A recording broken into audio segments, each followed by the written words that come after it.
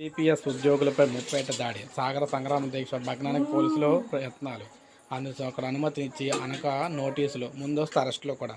Contributory pension scheme ఉద్యోగులపై Jagan సర్కార్ ముప్పేట దాడి చేసింది. సిపిఎస్ ఉద్యోగుల సభ నిర్వహించేందుకు మొదట అనుమతి ఇచ్చిన ప్రభుత్వం తర్వాత వారు సభకు వెళ్లకుండా అడ్డుకుంటుంది. ఈ క్రమంలో ఉద్యోగులపై పోలీసులు ప్రతాపం చూపుతూ ఉన్నారు. పాత పెన్షన్ అమలు కోసం ఏపీ సిపిఎస్ ఎంప్లాయీస్ అసోసియేషన్ వారు అధికారులతో అయితే ఆదివారం ఇక్కడ ఈ విశాఖలో సాగర సంఘం దీక్షకు పిలుపునిచ్చారు. గ్రేటర్ విశాఖ మున్సిపల్ కార్పొరేషన్ ఎదుట ఈ కార్యక్రమం అయితే చేపట్టేందుకు అయితే సిద్ధమయ్యారన్నమాట.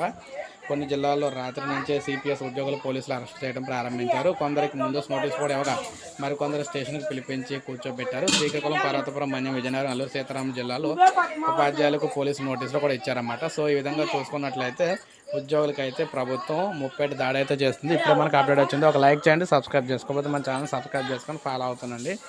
మీకు లేటెస్ట్ అప్డేట్స్ ఎప్పటికప్పుడు మన ఛానల్ ద్వారా అందిస్తూ ఉంటాను అన్నమాట. కానీ ప్రతి అప్డేట్ కూడా మిస్ అవ్వకుండా